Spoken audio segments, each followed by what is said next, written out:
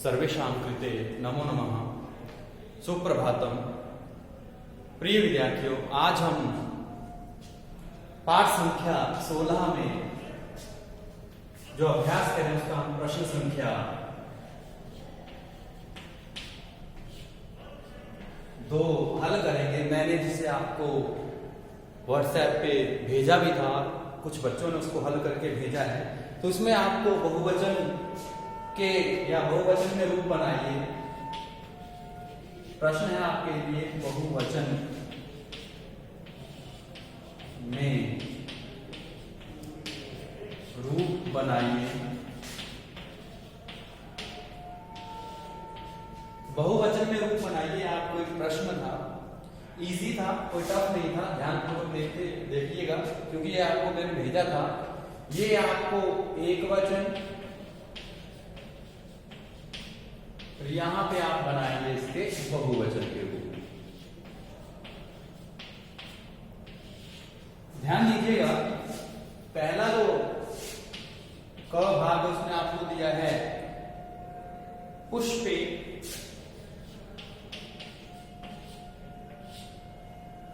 अब आपको ये ध्यान रखना है कि पुष्पे जो है ये बना कहां। ये पुष्पे जो है सप्तमी विभक्ति का एक वचन है और इसका बहुवचन बनेगा पुष्पेषु।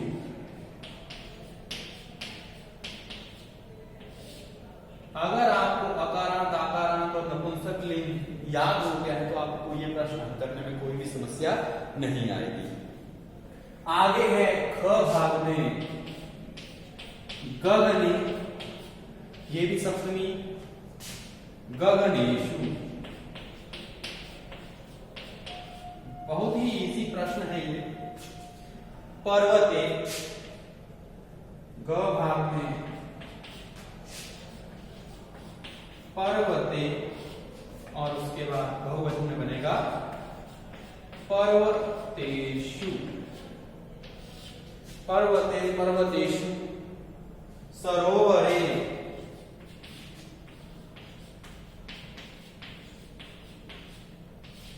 सरोवरेषु। सरोवरे, सरोवरेषु। आगे अंतिम अंगम भाग में है गृहे, गृहे, गृहेषु। इस प्रकार से आपका ये प्रश्न संख्या 2 जो है वो कंप्लीट होता है। इसे आप ध्यानपूर्वक देखें और अपनी उत्तर पुस्तिका पर लिखें तथा अकारांत, आकारांत और नपुंसक लिंग के जो शब्द रूप हैं उनको आप याद करें। अगर शब्द रूप याद है, धातु रूप याद है तो आप संस्कृत में आपसे कोई भी प्रश्न पूछ लिया जाए आप उसे आराम से हल कर सकते हैं। प्रश्न संख्या 3। अब आपको बोला गया है कि कोष्ठक में दिए गए, ये प्रश्न बहुत लंबा इसलिए मैं आपको प्रश्न बोलूंगा, आपके पास किताब होगी तो वहां से आप प्रश्न लिख लीजिएगा कि कोष्ठक में दिए गए शब्दों में सप्तमी विभक्ति बहुवचन के रूप लगाकर रिक्त स्थानों की पूर्ति कीजिए। अब आपको ध्यान दीजिएगा, सप्तमी, इसको मैं शॉर्ट करके लिख रहा हूं प्रश्न को, सप्तमी बहुवचन रूप प्रयोग करके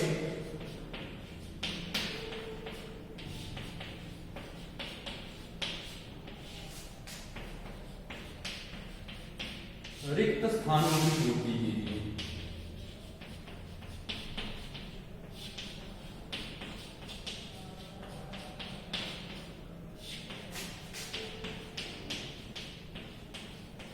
ओके, तो अब आप रिक्त स्थानों की पूर्ति करेंगे जिसमें आपको सप्तमी बहुवचन का प्रयोग करना है।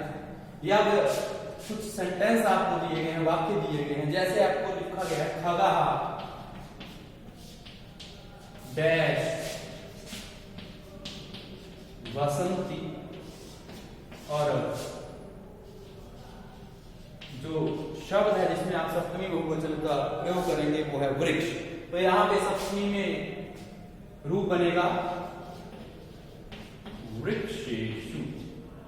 खगः वृक्षेषु वसन्ति, मतलब पक्षी पेड़ों पर रहते हैं। आगे ख भाग में डैश भ्रमरः गुंजन्ति। भ्रमरः गुंजन्ति। डैश भ्रमरः गुंजन्ति। ये जो शब्द है वो है पुष्प। तो पुष्प शब्द में जब आप बहुवचन का प्रयोग करेंगे तो नेचुरल क्या बन जाएगा? पुष्पेषु। पुष्पेषु भ्रमरः गुंजन्ति। फूलों पर भंवरे गुंजन करते हैं, आवाज करते हैं। बहुत इजी प्रश्न है, कोई ज्यादा टफ नहीं है। ग भाग में दिया गया है डैश जनः। डैश जनः विचरन्ति।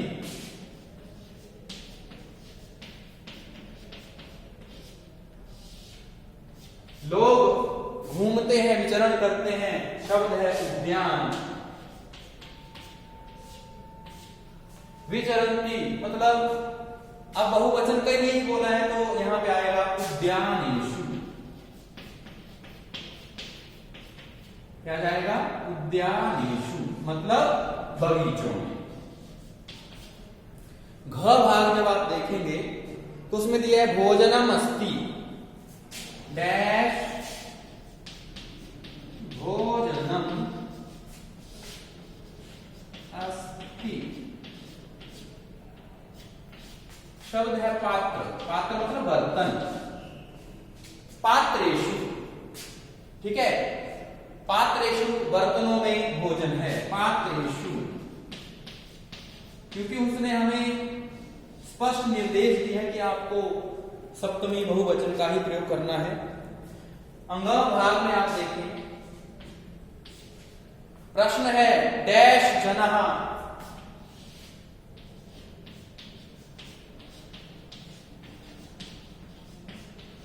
वसन्ति। शब्द है गृह।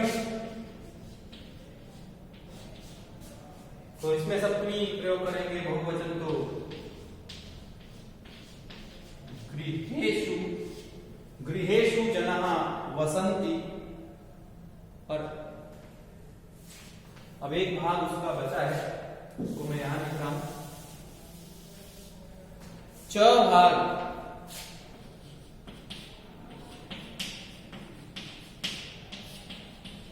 तपसः, सॉरी डैश है पहले, डैश तपसः निवसन्ति। डैश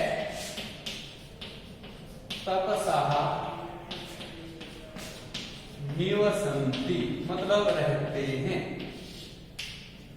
तपसः तपस्वी जो रहते हैं वो कहाँ रहते हैं? शब्द है आश्रम। तो आश्रम में सप्तमी बहुवचन का जब हम प्रयोग करेंगे तो बन जाएगा आश्रमेषु। आश्रमेषु आश्रमों में। आश्रमों में तपस्वी रहते हैं। इस प्रकार से आपका ये प्रश्न संख्या 3 भी कंप्लीट हुआ। इसको भी आप लोग ध्यानपूर्वक देखें, अपनी उत्तर पुस्तिका पर लिखें। फिर मैं एक बार वही आपको चीज बोलूंगा कि आप शब्द रूपों को बड़े अच्छी तरह से अकारांत, आकारांत और नपुंसक लिंग के जो शब्द रूप किस प्रकार चलते हैं, अगर एक शब्द रूप आपको सही ढंग से याद हो गया, एक एक अकारांत का एक, आकारांत का एक और नपुंसक लिंग में एक शब्द रूप अगर आप ढंग से याद कर लेंगे तो आप आगे जो आपके लिए उसी के अनुसार जो अकारांत, आकारांत और नपुंसक लिंग के रूप आते हैं उनको आप ध्यानपूर्वक थोड़ा सा माइंड पे कंसंट्रेट करेंगे तो आप उन्हें अच्छे से जान सकते हैं कि वहां पे उस शब्द रूप का क्या रूप जो है वो बनेगा। अब हम बात करेंगे प्रश्न संख्या 4 की। तो प्रश्न संख्या 4 में आपको चित्र देखकर रिक्त स्थानों की पूर्ति कीजिए, ये प्रश्न है। आपको चित्र दिए गए हैं, चित्र देखकर रिक्त स्थानों की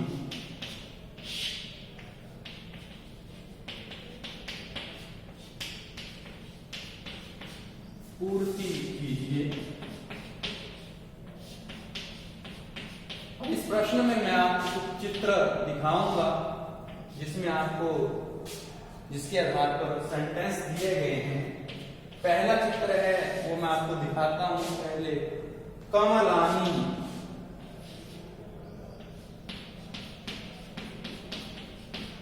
कमलानी संति कमलानी संति कमल हैं।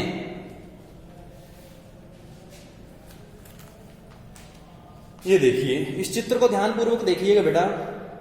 ये चित्र दिया गया है, इसको हम ध्यानपूर्वक जब देखेंगे तो अब देखिए ये जो कमल है वो कहां खिले हुए हैं। कमल जो है वो तालाब में खिलते हैं, यू नो वेरी वेल, ठीक है।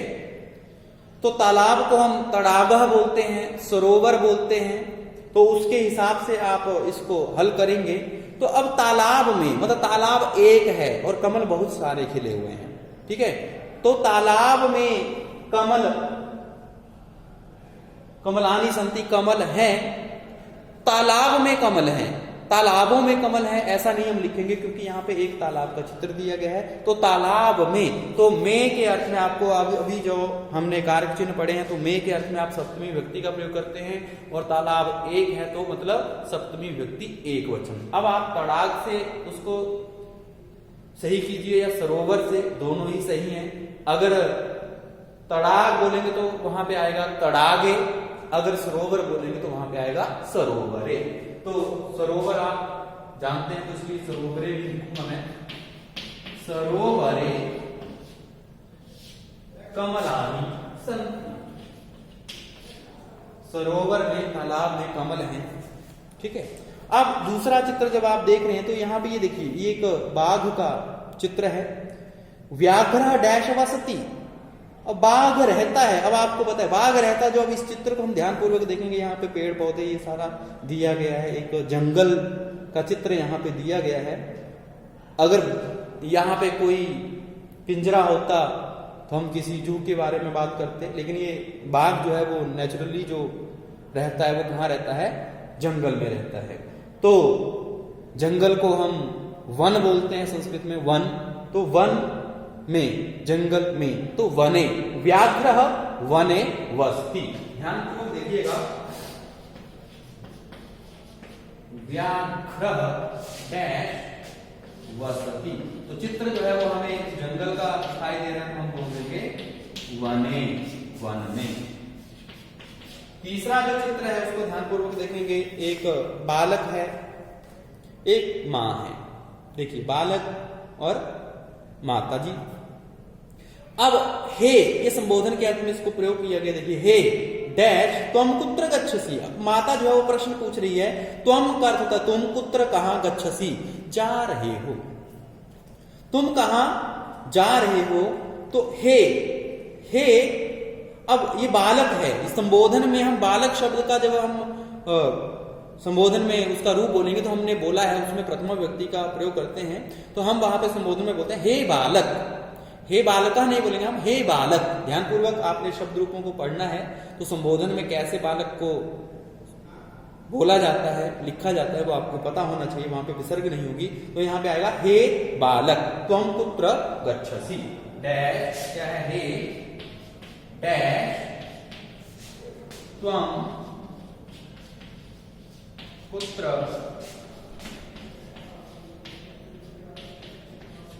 गच्छसि। तो हम कुत्र गच्छसि किसके लिए पूछ बोल रही है, बालक के लिए। तो आएगा हे बालक त्वम कुत्र गच्छसि, तुम कहां जाते हो, जा रहे हो। तो इस प्रकार से बेटा आपका ये जो पाठ संख्या 16 था, 16 था, ये कंप्लीट हो चुका है। आप इसके सभी प्रश्नों को ध्यानपूर्वक समझिए, क्योंकि अब आपका कारक चिन्ह, विभक्ति और विभक्ति प्रयोग किस प्रकार आपको वाक्यों में करना है, ये एक एक करके आपको जैसे होता है ना सीढ़ी, एक एक सीढ़ी जब हम चढ़ते हैं तो एक एक सीढ़ी के अनुसार ही चढ़ते हुए आपको वो चीज बताई गई है। पहले प्रथमा विभक्ति, फिर द्वितीया, तृतीया, चतुर्थी, पंचमी, षष्ठी, सप्तमी, फिर संबोधन। तो आज 16 पार्ट के हिसाब से हमारा ये कारक, विभक्ति और विभक्ति प्रयोग संपन्न हुआ। तो इन्हें आप ध्यानपूर्वक याद कर लीजिए, पढ़िए। जो धातु रूप आपने पहले पढ़े हैं धातु रूपों को भी याद कर लीजिए और परीक्षा के लिए अभी आप लोग तैयार हो जाइए। तो इन प्रश्नों को अपनी उत्तर पुस्तिका पर लिखें, समझें। तब तक के लिए शुभ दिन, धन्यवाद।